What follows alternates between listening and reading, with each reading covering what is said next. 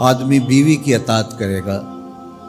لیکن ماں کی فرما برداری نہیں کرے گا، بیوی کی ڈیمانڈ پہ فوراً بھاگ کے جائے گا،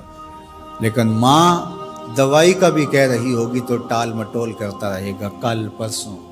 ہفتے گزر جائیں گے، ماں کے ساتھ جانا اس کو پسند نہیں ہوگا، ماں کی خدمت میں رہنا، اس کے پاس بیٹھنا اس کو پسند نہیں ہوگا، ماں دھکے سے بیٹوں کو بیٹیوں کو اپنے پاس بٹھائے گی لیکن بیٹھنا پسند نہیں ہوگا۔ وَأَدْنَىٰ صَدِيقَهُ وَأَقْصَىٰ أَبَاهُ، دوستوں کے ساتھ بیٹھ کے گپ شپ لگانا مرغوب ہوگا، باپ کے ساتھ بیٹھنا پسند نہیں ہوگا، باپ کے پاس اولادیں نہیں بیٹھیں گی۔ اور یہ جو مصیبت آئی ہے اس نے تو گھر کے اندر بھی پاس بیٹھی اولاد کو بھی ماں باپ سے چھین لیا ہے، وہ وہاں بیٹھ کر کے بھی حاضر باش نہیں ہوتے۔ آپ کو اس دن میں نے درس قرآن میں جو مضمون رکھا تھا اس میں ایک لفظ تھا وَبَنِينَ شَهُودًا، وہ بیٹے جو حاضر باش ہوں وہ نعمت ہوتے ہیں، جو باپ کی خدمت میں بیٹھے ہوں، باپ کے پاس بیٹھتے ہوں، باپ کے ساتھ جڑے رہتے ہوں، وہ نعمت ہوتے ہیں،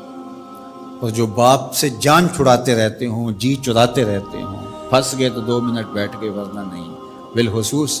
بوڑھے بزرگوں کے پاس تو اس دور کے اندر کوئی بیٹھنے کے لیے تیار نہیں ہوتا، وہ ترستے ہیں کہ ہماری اولاد ہمارے پاس بیٹھے، لیکن اولاد کی دلچسپیاں ہی کوئی اور ہیں، وہ انہیں اولڈ فیشن سمجھتے ہیں،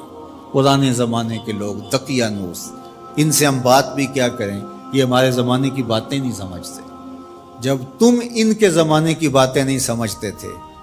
انہوں نے ایک لفظ پانی اور روٹی سکھانے کے لیے کتنی محنت کی تھی تمہارے اوپر، تم تو کچھ بھی نہیں سمجھتے تھے، تم تو حرف و صوت سے آشنا نہیں تھے، تم تو لفظوں سے آشنا نہیں تھے،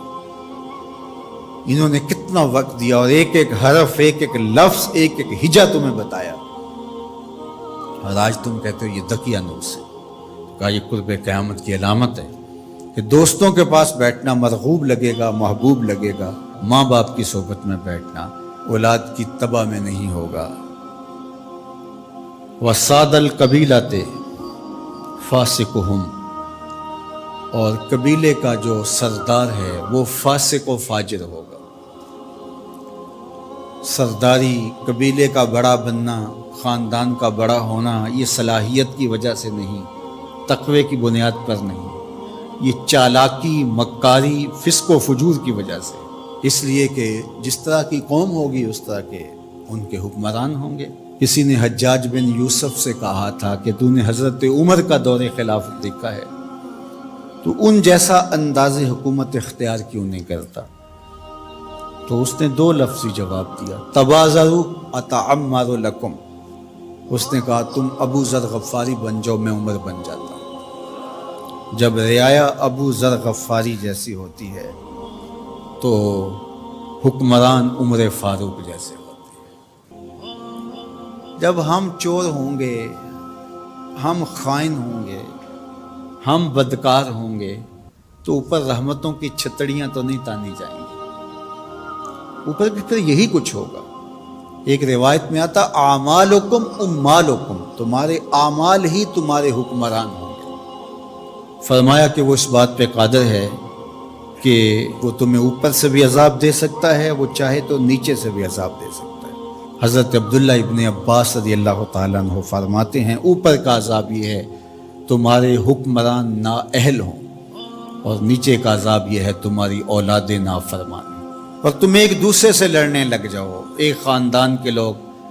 شریکہ برادری کے نام سے ہر وقت ایک دوسرے کی ٹو میں رہیں، یہ عذاب نہیں تو اور کیا ہے؟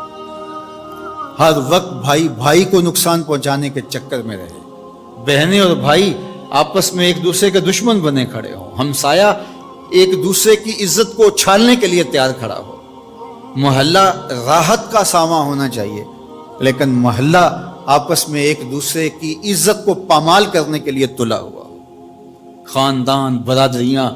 جو کہ وحدت کی علامت ہونی چاہیے، یہ ایک دوسرے کو اذیت دینے کے لیے، تکلیف پہنچانے کے لیے، ٹو میں رہنے کے لیے، کسی کے عیب کو اچھالنے کے لیے، کسی کی بہن بیٹی کی آبرو کو اچھالنے کے لیے ہر وقت اسی چکر میں ہو، تو کیا یہ عذاب نہیں ہے کہ تم اپنے گھر میں بھی محفوظ نہ ہو؟ خاندانی لڑائیاں، شریکہ برادریاں، ان کی باہمی لڑائیاں،